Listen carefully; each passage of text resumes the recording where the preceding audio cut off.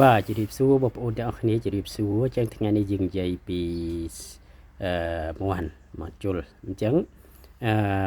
ថ្ងៃនេះខ្ញុំចង់និយាយទៅលើមាន់ដែលវាមានចិត្តស៊ូចិត្តធន់ណាតែវាមិនបាន 100% វាអាចថាបាន70ភាគច្រើននិយាយភាគច្រើនជាបដ යි អញ្ចឹងមុននឹងចូលសាច់រឿងយើងនិយាយក្រៅសាច់រឿងតិចមានបងប្អូនខ្លះគាត់ comment ឬក៏គាត់ផុសក្នុង Facebook ថាគាត់ថាมันប្រកាសថាមាន់ថ្លៃហ្នឹងប្រកែអញ្ចឹងណាហើយมันប្រកាសថាមាន់ខ្សែពូជអន់ហ្នឹងអន់ដែរអានេះជាគាត់និយាយគាត់ត្រូវអញ្ចឹងខ្ញុំជាកន្លងមកខ្ញុំធ្លាប់តែទិញខ្សែពូជពីគេថ្លៃពីប្រទេសទី2បាវាជុលឈ្នះមានតែតម្លៃ20លានឡើងអញ្ចឹងណាតែយកមកគឺវាមិនទាន់បានលទ្ធផលល្អដូច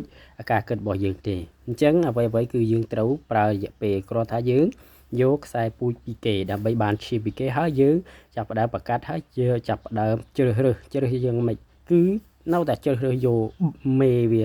នៅតែជ្រើសយកមេដើម្បីឲ្យកូនអាចឡើងសវៀនបានអញ្ចឹងខ្ញុំយកមកខ្ញុំធ្លាប់ទិញកន្លងមកទិញ5ល្អឃើញ1ឃើញ1យើង5ឃើញ1អញ្ចឹងណា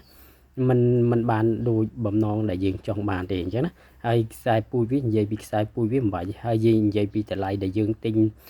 ចូលមកមិនបាច់និយាយតែម្ដងគឺថ្លៃតែម្ដងយើងលក់កូនមាន់10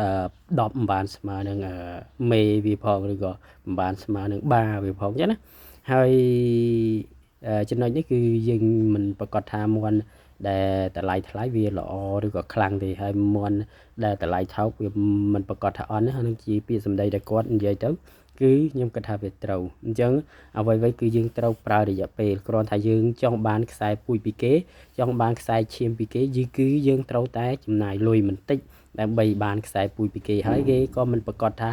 ល្អដែរតែបើយើងចង់បានល្អពីគេគឺយើងត្រូវចំណាយលុយច្រើនដែលគេជ្រើសរើសដែលគេខាត់ហើយជ្រើសរើសហើយតែប៉ុណ្្នឹងឯងអញ្ចឹងយើងចូលសាច់រឿងយើងតិចនិយាយពីមាន់ដែលនឹងមាន់ដែលមានចិត្តស៊ូចិត្តធន់ណាចិត្តស៊ូចិត្តធន់ណាគឺយើងសង្កេតទៅលើកវាកមិនសូវវែងទេកវាល្មមគេហៅថាកវាល្មមកវាកដាលគេហៅមកខ្លីក៏មិនខ្លីវែងក៏មិនវែងចឹងណាកដាលអញ្ចឹងកវាមាំអាកម្មកវាយើងច្បាច់ទៅយើងឃើញឆ្អឹងវាចិត្តល្អបើឆ្អឹងរៀងល្វើលយើងច្បាច់ទៅមានកលៈរៀងវើលហ្នឹងគឺវាមិនសូវជាមានចិត្តធន់ទេអានេះយើងនិយាយពីខ្សែពូជមាន់ជុលមិននិយាយពីសឡតអញ្ចឹងហើយចំណុចទី2នេះគឺយើងសង្កេតទៅលើភ្នែកអាកន្លែងចើមភ្នែករបស់វានេះចើមភ្នែករបស់វាគឺក្រាស់មិនស្ដើងតែវាមិនបាន 100%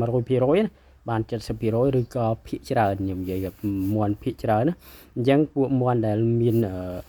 ចើមក្រាស់ពួកចើមក្រាស់ភ្នែករៀងភ្នែកវាគឺរៀងជ្រឹមគេហៅពួកភ្នែកជ្រឹមដូចមនុស្សយើងស្វឹងស្រាយពួកហ្នឹងគឺចិត្តស៊ូចិត្តធន់ល្អណាស់អាហ្នឹងមិនបាន 100% ទេតែ 70% ទេតែបើកវានេះគឺវាអាចធន់ល្អកម្មកវា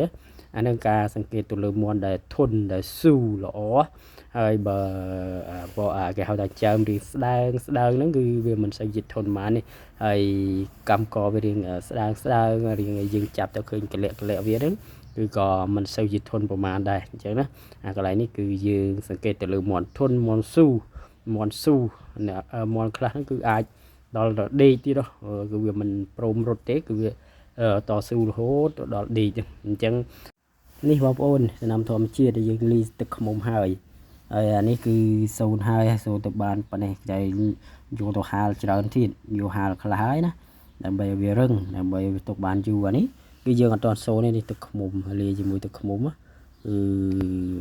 ជោគជាំតែម្ដងទឹកខ្មុំជោគជាំក្រោយយើងចង់ទុកវាបានយូរគឺយើងទៅហាលទឹកហាលថ្ងៃបន្ថែមតែបើបងប្អូនយកទៅថែភ្លាមហ្នឹងយកអាសើមនេះទៅនេះយកទៅបហាលុយនេះទៅនេះគឺវាមានប្រសិទ្ធភាពវីតាមីនល្អ